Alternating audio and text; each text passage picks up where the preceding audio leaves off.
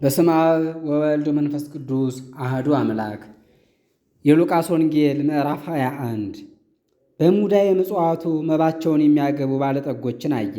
አንዲት ድሃ መበለትም 2 መሐለቅ ስታስገባ አየ። እንዲህም አላቸው፣ እውነት እላችኋለሁ ይህች ድሃ መበለት ከሁሉ ይልቅ አብዝታ ለእግዚአብሔር መባ አገባች። እነዚህ ሁሉ ከተረፋቸው ለእግዚአብሔር መባ አግብተዋልና፣ ይህች ግን ከድህነቷ ያላትን ጥሪቷን ሁሉ አገባች። ስለ ቤተ መቅደስም ድንጋዩ ያማረ ነው፣ አሰራሩም ያጌጠ ነው የሚሉት ነበሩ። እንዲህም አላቸው፣ ይህን ታያላችሁን? በዚህ ቦታ ድንጋይ በድንጋይ ላይ የማይተውበትና ሳይፈርስ የማይቀርበት ዘመን ይመጣል። እነርሱም መምህር ሆይ ይህ መቼ ይደረጋል? ይህስ የሚሆንበት ጊዜው ምልክቱስ ምንድን ነው? ብለው ጠየቁት። እርሱም እንዲህ አላቸው፣ ብዙዎች እኔ ክርስቶስ ነኝ ጊዜውም ይደርሷል እያሉ በስሜ ይመጣሉና እንዳያስቷችሁ ተጠንቀቁ። እነርሱንም ተከትላችሁ አትሄዱ። ጦርነትንና ጠብን ክርክርንም በሰማችሁ ጊዜ አትደንግጡ፣ አስቀድሞ ይህ ይሆን ዘንድ ግድ ነውና፣ ነገር ግን ወዲያው የሚፈጸም አይደለም። እንዲህም አላቸው፣ ሕዝብ በሕዝብ ላይ ነገሥታትም በነገሥታት ላይ ይነሳሉ። በየሀገሩ ታላቅ የምድር መነዋወጥና ረሃብ፣ በሰውም ላይ በሽታና ፍርሃት ይመጣል። በሰማይም ታላቅ ምልክት ይሆናል። ከዚህም ሁሉ አስቀድሞ ይይዟችኋል፣ ወደ አደባባዮችም ይወስዷችኋል፣ ያሳድዷችኋል፣ ያስሯችኋል። ስለ ስሜም ወደ ነገሥታትና ወደ መሳፍንት ይወስዷችኋል። ይህም በእነርሱ ላይ ምስክር ይሆንባቸዋል። እወቁ፣ የምትናገሩትንም በልባቸው አታስቡ። በእናንተ ላይ የሚነሱ ሊመልሱላችሁና ሊከራከሯችሁ እንዳይችሉ እኔ አፍንና ጥበብን እሰጣችኋለሁ። ወላጆቻችሁና ወንድሞቻችሁ፣ ወዳጆቻችሁና ባልንጀሮቻችሁ አሳልፈው ይሰጧችኋል። ሁሉም ስለ ስሜ ይጠሏችኋል፣ ይገድሏችኋልም። ነገር ግን ከራስ ጠጉራችሁ አንዲቱ እንኳ አትጠፋም። በትዕግሥታችሁም ነፍሳችሁን ገንዘብ ታደርጓታላችሁ። ኢየሩሳሌምን ጭፍሮች ከበዋት ባያችሁ ጊዜ ጥፋቷ እንደደረሰ ወቁ። ያን ጊዜ በይሁዳ ያሉ ወደ ተራራ ይሽሹ፣ በመካከሏ ያሉም ከእርሷ ይውጡ፣ በአውራጃዎቿ ያሉም ወደ እርሷ አይግቡ። በእርሷ ላይ የተጻፈው ሁሉ ይፈጸም ዘንድ እርሷን የሚበቀሉበት ጊዜዋ ነውና። ነገር ግን በዚያ ወራት ለጸነሱና ለሚያጠቡ ወዮላቸው፣ በምድር ላይ ጽኑ መከራ፣ በዚህም ሕዝብ ላይ መቅሰፍት ይሆናልና። በሰይፍ ስለት ይወድቃሉ፣ በአሕዛብም ሁሉ ይማረካሉ። የአሕዛብ ጊዜያቸው እስኪፈጸም ድረስ አሕዛብ ኢየሩሳሌምን ይረግጧታል። በፀሐይና በጨረቃ በከዋክብትም ላይ ምልክት ይሆናል። በምድር ላይም አሕዛብ ይጨነቃሉ፣ ከባሕሩና ከሞገዱ ድምፅ የተነሳ ይሸበራሉ። በዓለም ላይ ከሚመጣው ፍርሃትና ሽብር የተነሳ የሰዎች ነፍስ ትዝላለች። ያን ጊዜም የሰማያት ኃይል ይናወጣልና። ያን ጊዜም በሰማይ ደመና በፍጹም ኃይልና ክብር ሲመጣ የሰውን ልጅ ያዩታል። ይህም ሁሉ በሆነ ጊዜ ወደ ላይ አቅንታችሁ ተመልከቱ፣ ራሳችሁንም አንሱ፣ የሚያድናችሁ መጥቷልና። ምሳሌም መስሎ እንዲህ አላቸው፣ በለስንና ዛፎችን ሁሉ እዩ። ለምልመውም ያያችኋቸው እንደሆነ መከር እንደደረሰ ታውቃላችሁ። እንዲሁ እናንተም ይህ እንደሆነ ስታዩ የእግዚአብሔር መንግሥት እንደደረሰች እወቁ። እውነት እላችኋለሁ ይህ ሁሉ እስኪደረግ ድረስ ይህች ትውልድ አታልፍም። ሰማይና ምድር ያልፋሉ፣ ቃሌ ግን አያልፍም። ራሳችሁን ጠብቁ። በመብልና በመጠጥ በመቀማጠልና የዓለምን ኑሮ በማሰብ ልባችሁን አታደንድኑ። ያች ቀንም በድንገት ትደርስባችኋለች፣ በምድር በሚኖሩት ሁሉ ላይ እንደተዘረጋች ወጥመድ ትደርሳለችና። እንግዲህ ከዚህ ከሚመጣው ሁሉ በጸሎታችሁ ማምለጥ እንድትችሉ በሰው ልጅ ፊትም እንድትቆሙ ሁልጊዜ ትጉ። ቀን ቀን በመቅደስ ያስተምር ነበር፣ ሌሊት ግን ወጥቶ ደብረ ዘይት በሚባለው ተራራ ያድር ነበር። ሕዝቡም ሁሉ ቃሉን ሊሰሙ እርሱ ወዳለበት ወደ መቅደስ ማልደው ይሄዱ ነበር። ምዕራፍ 22 ፋሲካም የሚባለው የቂጣ በዓል ቀረበ። የካህናት አለቆችና ጻፎችም ሊገድሉት ይሹ ነበር፣ ነገር ግን ሕዝቡን ይፈሯቸው ነበር። ቁጥሩ ከ12ቱ በነበረው በአስቆሮቱ ይሁዳ ልብ ሰይጣን አደረ። ሄዶም ከካህናት አለቆችና ከታላላቆች ጋር እርሱን አሳልፎ እንዲሰጣቸው ተነጋገረ። ደስ ብሏቸውም 30 ብር ሊሰጡት ተስማሙ። እርሱም እሺ አለ። ሰው ሳይኖርም እርሱን አሳልፎ ሊሰጣቸው ምቹ ጊዜ ይሻ ነበር። የፋሲካን በግ የሚያርዱባት የቂጣ በዓልም ደረሰች። ጌታችን ኢየሱስም ጴጥሮስንና ዮሐንስን ሂዱና የምንበላውን የፋሲካ በግ አዘጋጁልን አላቸው። እነርሱም ወዴት ልናዘጋጅልህ ትወዳለህ አሉት። እንዲህም አላቸው፣ ወደ ከተማ በገባችሁ ጊዜ የውሃ ማድጋ የተሸከመ ሰው ታገኛላችሁ። ወደሚገባበትም ቤት እርሱን ተከተሉት። የዚያም ቤት ጌታ መምህር ከደቀ መዛሙርቴ ጋር የፋሲካን በግ የሚበላበት ቤት ወዴት ነው ብሎሃል በሉት። እርሱም በሰገነት ላይ የተነጠፈ ታላቅ አዳራሽ ያሳያችኋል፣ በዚያ አዘጋጁልን። በሄዱም ጊዜ እንዳላቸው አገኙ። የፋሲካውንም በግ አዘጋጁ። ሰዓቱም በደረሰ ጊዜ ጌታችን ኢየሱስ በማዕድ ተቀመጠ። 12ቱ ደቀ መዛሙርቱም ከእርሱ ጋር ተቀመጡ። እርሱም እንዲህ አላቸው፣ ከመከራዬ አስቀድሞ ይህን ፋሲካ ከእናንተ ጋር ልበላ እጅግ ወደድኩ። ነገር ግን በእግዚአብሔር መንግሥት እስኪፈጸም ድረስ እንግዲህ ከእርሱ እንደማልበላ ነግራችኋለሁ አላቸው። ጽዋውንም ተቀብሎ አመሰገነ፣ እንዲህም አለ፣ ይህን እንኩ፣ ሁላችሁም ተካፈሉት። እላችኋለሁ የእግዚአብሔር መንግሥት እስክትመጣ ድረስ እንግዲህ ወዲህ ከዚህ የወይን ፍሬ አልጠጣም። ህብስቱንም አነሳ፣ አመሰገነ፣ ፈትቶም ሰጣቸው፣ እንዲህም አላቸው፣ ስለ እናንተ ቤዛ ሆኖ የሚሰጥ ሥጋዬ ይህ ነው። ይህንም ለመታሰቢያዬ አድርጉት። እንዲሁም ከእራት በኋላ ጽዋውን አንስቶ እንዲህ አላቸው፣ ይህ ጽዋ ስለ እናንተ በሚፈሰው ደም የሚሆን አዲስ ኪዳን ነው። ነገር ግን አሳልፎ የሚሰጠኝ ሰው እጅ እነሆ በማዕድ ከኔ ጋር ነው። የሰው ልጅስ ስለ እርሱ እንደተጻፈ ይሄዳል። ነገር ግን የሰው ልጅ በእጁ ለሚሰጥበት ለዚያ ሰው ወዮለት። ደቀ መዛሙርቱም ከእነርሱ ይህን የሚያደርግ ማን እንደሆነ እርስ በርሳቸው ተነጋገሩ። ከዚህም በኋላ ከእነርሱ ማን እንደሚበልጥ እርስ በርሳቸው ተከራከሩ። እርሱም እንዲህ አላቸው፣ አሕዛብን ንጉሶቻቸው ይገዟቸዋል፣ በላያቸውም ሥልጣን ያላቸው ቸርነት አድራጊዎች ይባላሉ። ለእናንተ ግን እንዲህ አይደለም። ነገር ግን ከእናንተ ታላቁ እንደ ታናሽ ይሁናችሁ፣ አለቃውም እንደ አገልጋይ ይሁን። የሚበልጥ ማንኛው ነው? በማዕድ ላይ የተቀመጠው ነው ወይስ የሚላላከው? በማዕድ ላይ የተቀመጠው አይደለምን? እነሆ እኔ በመካከላችሁ እንደ አገልጋይ ነኝ። ነገር ግን ስለ እኔ የታገሳችሁ እናንተ በመከራዬ ከእኔ ጋር ናችሁ። አባቴ ለእኔ እንደሰጠኝ እኔም ለእናንተ መንግሥትን አዘጋጅላችኋለሁ። በመንግሥቴ በማዕዴ ትበሉና ትጠጡ ዘንድ በወንበሮችም ተቀምጣችሁ በ12ቱ ነገደ እስራኤል ትፈርዱ ዘንድ። ጌታችን ኢየሱስም እንዲህ አለ፣ ስምዖን ስምዖን ሆይ ሰይጣን እንደ አጃ ሊያበጥራችሁ አሁን ልመናን ለመነ። እኔ ግን ሃይማኖታችሁ እንዳይደክም ስለ እናንተ ጸለይኩ። እናንተም ተመልሰው ወንድሞችን አጽናቸው። አንተም ተመልሰህ ወንድሞችን አጽናቸው። እርሱም አቤቱ እኔ ለመታሰርም ቢሆን ለሞትም ቢሆን እንኳ ካንተ ጋር ለመሄድ የተዘጋጀሁ ነኝ አለው። እርሱ ግን ጴጥሮስ ሆይ እልሃለሁ ዛሬ ዶሮ ሳይጮህ እንደማታውቀኝ 3 ጊዜ ትክደኛለህ አለው።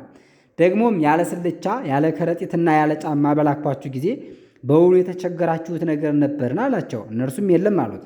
እርሱም እንዲህ አላቸው፣ አሁን ግን ኮረጆ ያለው ኮረጆውን ያዝ፣ ከረጢትም ያለው እንዲሁ ያድርግ፣ ሰይፍ የሌለውም ልብሱን ሽጦ ሰይፍ ይግዛ። እላችኋለሁ ከኃጥአን ጋር ተቆጠረ ተብሎ የተጻፈው በእኔ ይደርሳል፣ ስለ እኔ የተጻፈው ሙሉ ይፈጸማል።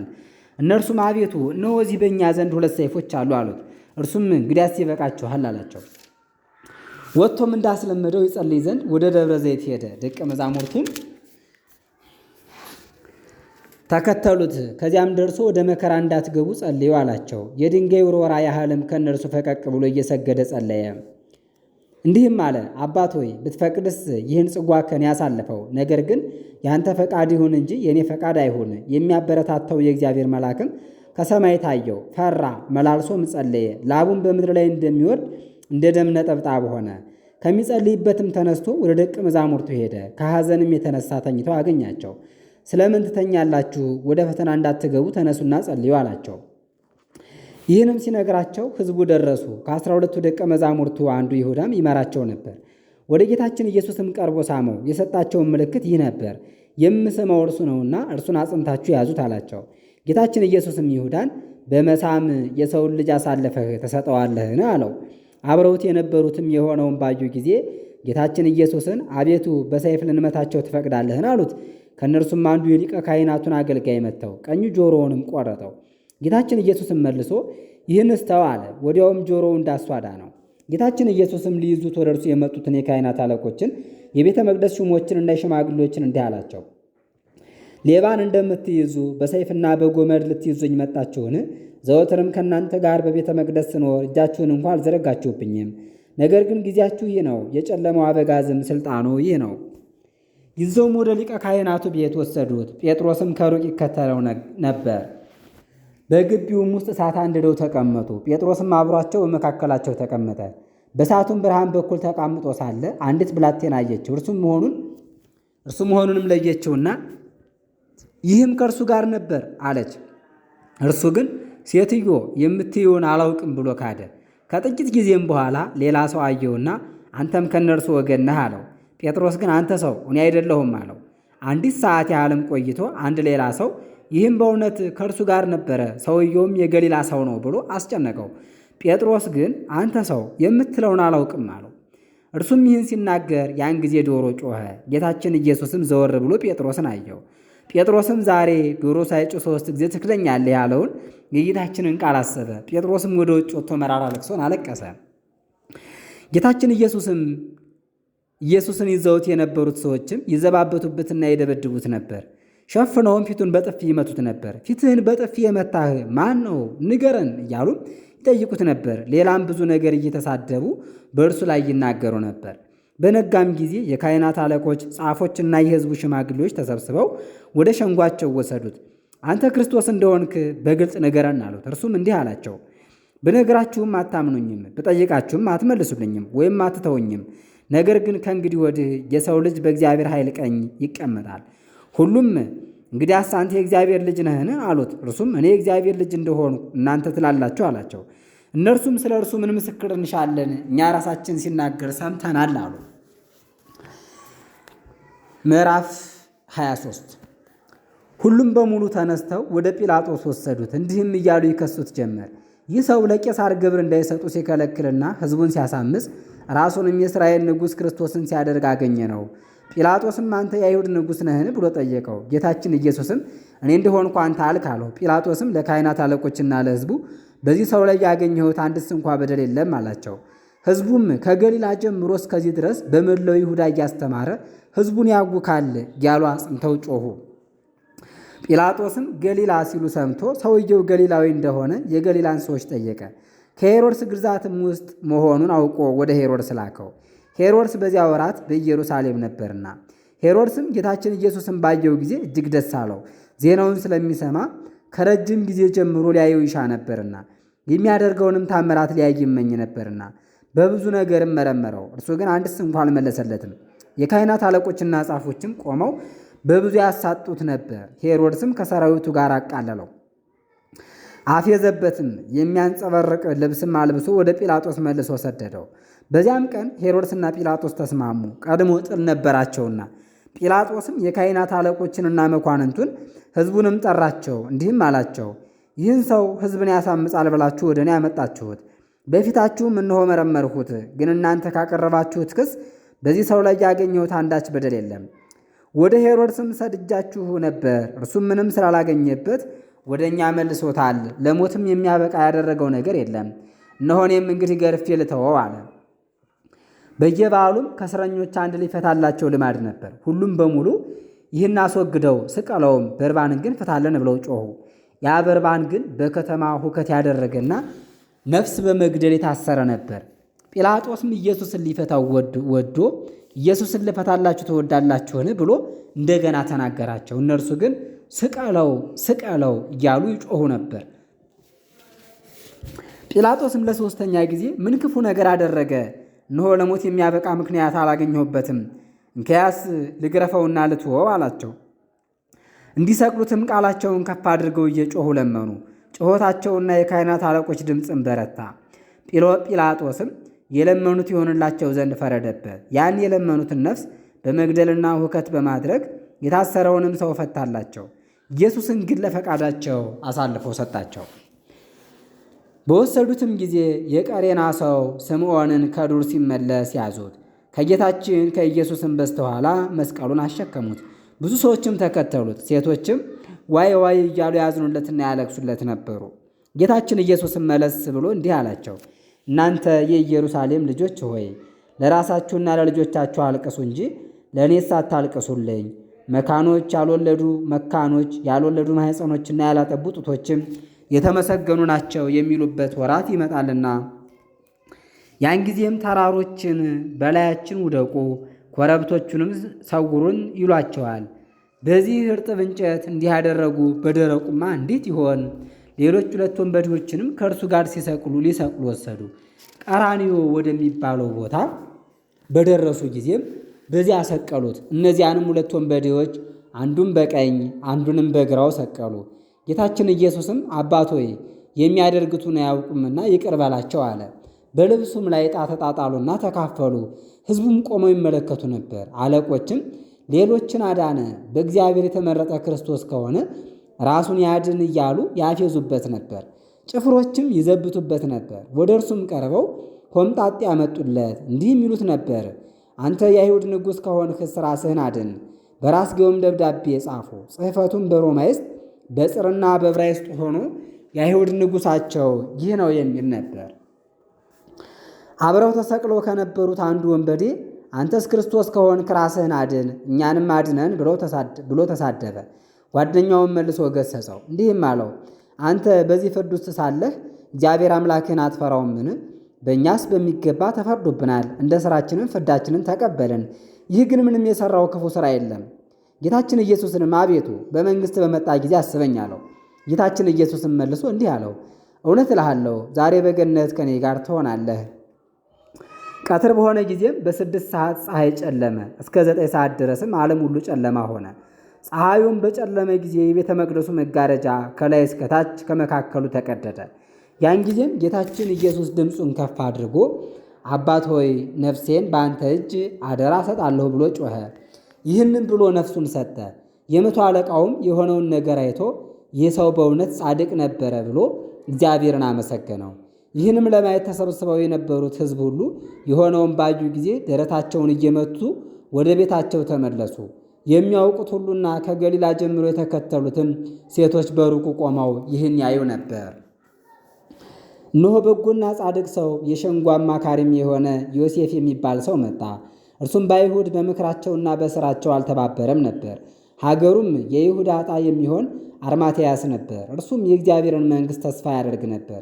ወደ ጲላጦስም ሄዶ የጌታችን የኢየሱስን ሥጋ ለመነ። ሥጋውንም አውርዶ በበፍታ ገነዘው፣ ማንም ባልተቀበረበት ከድንጋይም በተፈለፈለ መቃብር ቀበረው። ታላቅ ድንጋይም አንከባሎ መቃብሩን ገጥሞ ሄደ። ያን ቀን የሰንበት መግቢያ ዓርብ ነበር።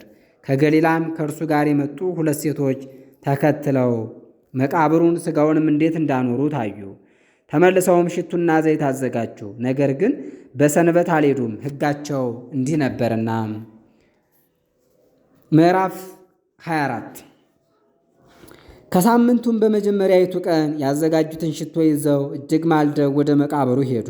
ሌሎች ሴቶችም አብረዋቸው ነበሩ። ያችንም ድንጋይ ከመቃብሩ ላይ ተንከባላ አገኟት። ገብተውም የጌታችን የኢየሱስን ሥጋ አላገኙም። ስለዚህም ነገር የሚሉትን አጥተው ሲያደንቁ 2 ሰዎች ከፊታቸው ቆመው ታዩአቸው። ልብሳቸው የሚያብረቀርቅ ነበር። ፈርተውም ፊታቸውን ወደ ምድር አቀረቀሩ። እነርሱም እንዲህ አሏቸው፣ ሕያውን ከሙታን ጋር ለምን ትሹታላችሁ? በዚህ የለም፣ ተነስቷል። በገሊላ ሳለ ለእናንተ እንዲህ ሲል የተናገረውን አስቡ። የሰው ልጅ በኃጢአተኞች ሰዎች እጅ ተላልፎ ይሰጥ ዘንድ አለው። ይሰቅሉታል፣ ይገድሉታል፣ በሦስተኛውም ቀን ይነሳል። ቃሉንም አሰቡ። ከመቃብርም ተመልሰው ለ11ዱና ለቀሩት ባልንጀሮቻቸው ሁሉ ይህን ነገር ነገሯቸው።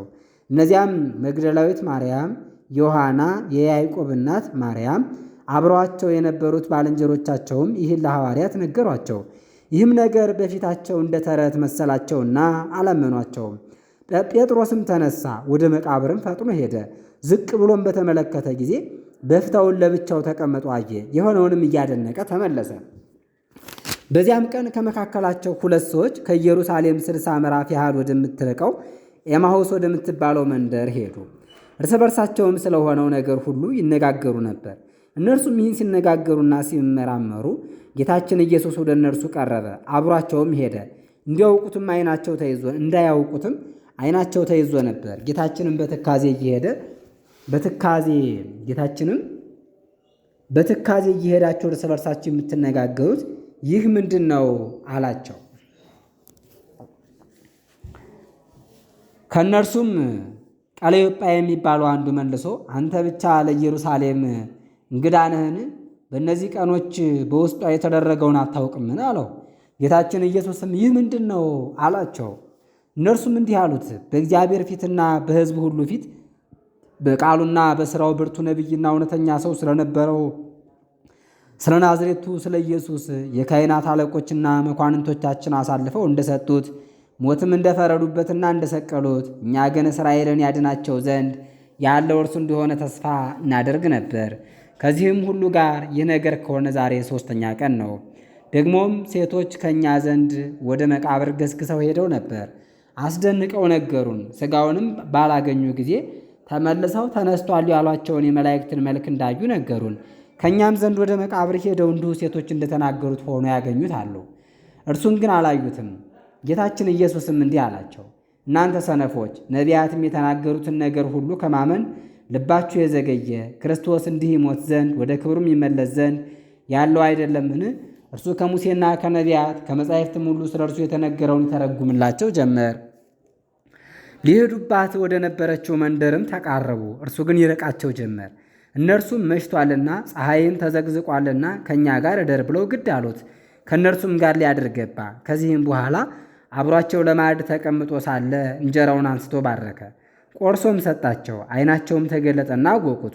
ወዲያውኑም ከእነርሱ ተሰወረ። እርስ በርሳቸውም እንዲህ አሉ፣ በመንገድ ሲነግረን መጻሕፍትንም ሲተረጉምልን ልባችን ይቃጠልብን አልነበረምን?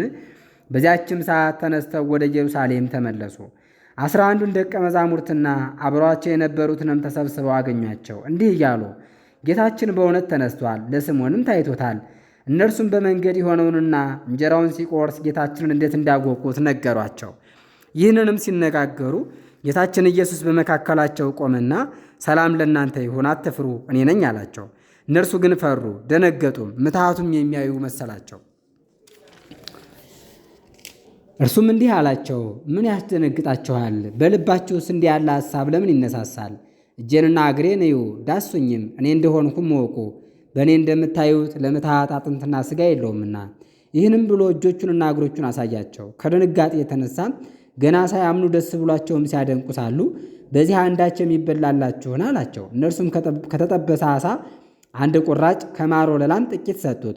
ተቀብሎም በፊታቸው በላ። የተረፈውንም አንስቶ ሰጣቸው። እርሱም በሙሴ ኦሪት በነቢያትና በመዝሙርም ስለ እኔ የተነገረው ይፈጸም ዘንድ እንዳለው ከእናንተ ጋር ሳለው የነገርኳችሁ ነገሬ ነው አላቸው። ከዚህም በኋላ መጻሕፍትን እንዲያስተውሉ አእምሯቸውን ከፈተላቸው። እንዲህም አላቸው፣ ክርስቶስ እንዲሞት በሦስተኛውም ቀን ከሙታን ተለይቶ እንዲነሳ ንስሐና የኃጢአት ስርየት ከኢየሩሳሌም ጀምሮ በአሕዛብ ሁሉ እንዲሰበክ እንዲሁ ተጽፏል። እናንተም ለዚህ ነገር ምስክሮች ናቸው። እነሆ እኔ የአባቴን ተስፋ ለእናንተ ልካለሁ። እናንተ ግን ከአርያም ኃይልን እስክትለብሱ ድረስ በኢየሩሳሌም ከተማ ተቀመጡ። እስከ ቢታንያም ወደ ውጭ አወጣቸው። እጁንም አንስቶ በላያቸውም ጭኖ ባረካቸው። እየባረካቸውም ራቃቸው፣ ወደ ሰማይም አረገ። እነርሱም ሰገዱለትና በታላቅ ደስታ ወደ ኢየሩሳሌም ተመለሱ። በቤተ መቅደስም ዘወትር እግዚአብሔርን እያመሰገኑና እያገለገሉ ኖሩ። ከ72ቱ አርድእት አንዱ ወንጌላዊ ሉቃስ የጻፈው ወንጌል ተፈጸመ። የጻፈውም ጌታችን ኢየሱስ ክርስቶስ ወደ ሰማይ ባረገ በ21 ዓመት ቀላውዲዮስ ቄሳር በነገሰ በ14 ዓመት በጽር ቋንቋ ለመቄዶንያ ሰዎች ነው። ምስጋና ለእግዚአብሔር ይሁን፣ አሜን። የዮሐንስ ወንጌል ይቀጥላል። ረድኤተ እግዚአብሔር አይለየን።